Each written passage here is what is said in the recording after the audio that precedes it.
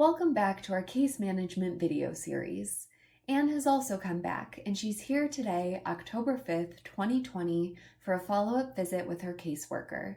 She confirms that she went to the IMC clinic and received medical treatment. She's feeling better and the pain in her abdomen is decreasing. However, while doing the tests, she found out that she was pregnant. She's afraid about the changes it will cause, and she does not know anything about pregnancy or how to deliver a baby. She says that she wished this pregnancy never happened. Since she found out, she's tried to stop the pregnancy by hitting herself in the stomach. She feels helpless and does not know what to do. Her husband continues to rape her regularly, but he has not beaten her since the last time she came to the center. She's surrendered to his violence and feels trapped in this relationship. She mentions that coming to the Women's Center has helped her, and she made friends who are going through similar experiences, so she's feeling less lonely and isolated. She tells the caseworker that she does want to earn money in order to leave her husband. The caseworker updates the case plan and refers Anne, who gives her consent, to a psychologist and reproductive health counselor at the IMC so Anne can talk through her options and reach her own decision of keeping or terminating the pregnancy. They will talk through the pros and cons of each option according to Anne's life and how she sees it. Additionally, they will help her manage her self-harm coping behaviors. The caseworker explains to Anne that, unfortunately, there are no livelihood opportunities in the camp, but she will keep her informed if things change. In the meantime, the caseworker can refer Anne to IRC's Emergency Cash for Protection program. This will support Anne's immediate need for cash in case she needs to escape her home as a result of escalating violence. It will also ensure she has access to transportation for her IMC sessions. Now that we've gone through Anne's follow-up appointment, let's enter the most recent data into the GBVIMS Plus. Let's go back to Anne's case. We'll go to the action plan form. We'll start by clicking on Edit to add new information. Then we can add a follow-up form near the bottom where it says Add. First, we'll enter the date of the follow-up session, October 5th. Next, we'll select the type of service provided by me or my organization. Once this is configured for your instance, you'll be able to choose the appropriate option from the drop-down menu. Under Comments, let's enter some of the information that Anne has shared with us.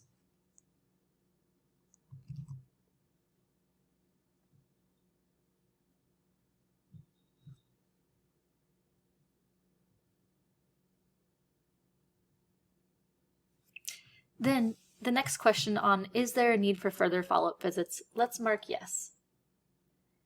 We recommend the next visit takes place as soon as possible, which is October 12th for Anne.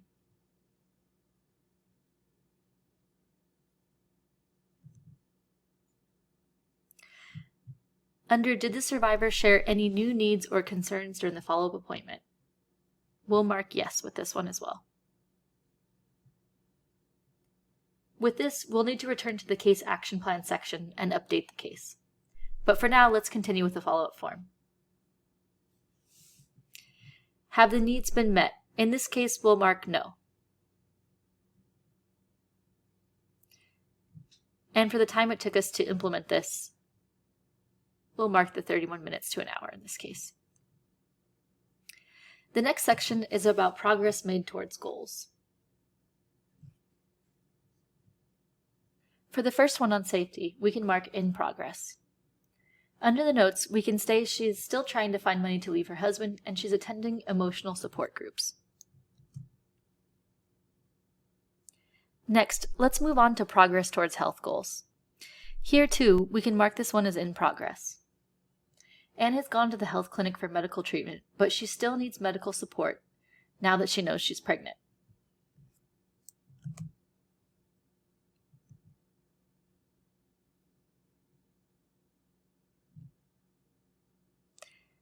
Next, let's move on to psychosocial support goals. This one as well we can mark as in progress.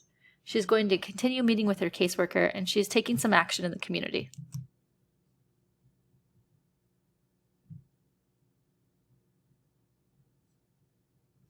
Since Anne didn't want to pursue justice or legal goals, we can mark that as not applicable. And same with other goals. And then we can click Add.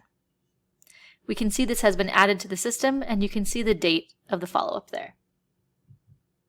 While we're done adding the follow-up, we know that we've gotten some new information from the survivor, which means we need to add on some new action plans. Let's update this with new information. To do this, we'll add 2 more action subforms. Let's add one. For the action plan to address this need, we'll add that the survivor has discovered she's pregnant, she needs reproductive support, and counseling.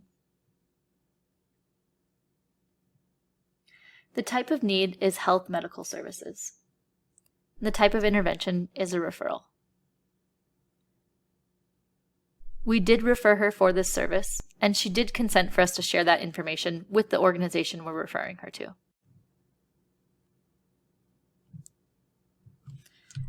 The referral is with IMC,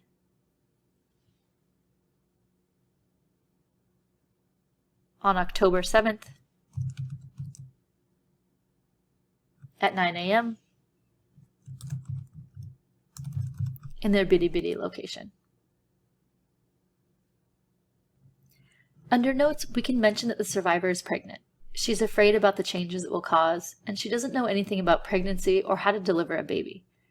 She says that she wished this pregnancy never happened, and that she's tried to stop the pregnancy by hitting herself in the stomach. She feels helpless and does not know what to do.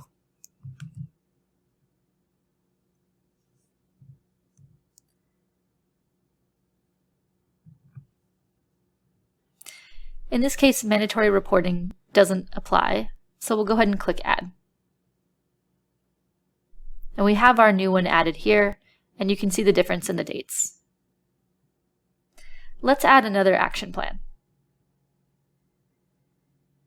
If you recall, Anne was able to access some emergency cash assistance programs.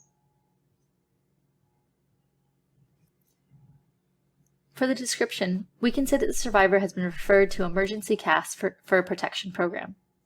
This will support her immediate need for cash in case she needs to escape her home as a result of escalating violence. It will also ensure she has access to transportation for her IMC sessions.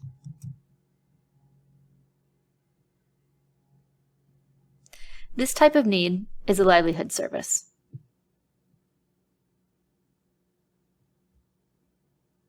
It's a referral service. We did refer Anne, and she provided her consent for us to share that information.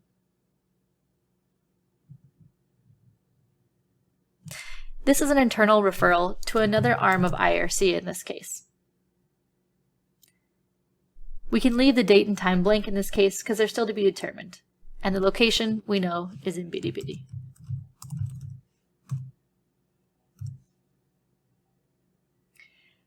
Now we can hit Add, and this completes the necessary information for our new case action plan. There's one more thing to do. Before we end this video, let's quickly update the original case action plan for Anne. To do this, let's open the action plan and go to the bottom of the form where it says, "Was this service provided?"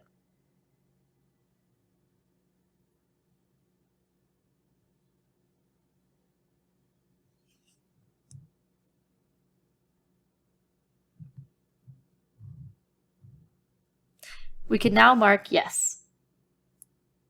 We can provide any additional dates or notes needed here, and then click Update. And of course, save. Thank you for joining Anne as we went through the implementation and follow-up case management steps. In our next video, we'll go through the process of closing Anne's case.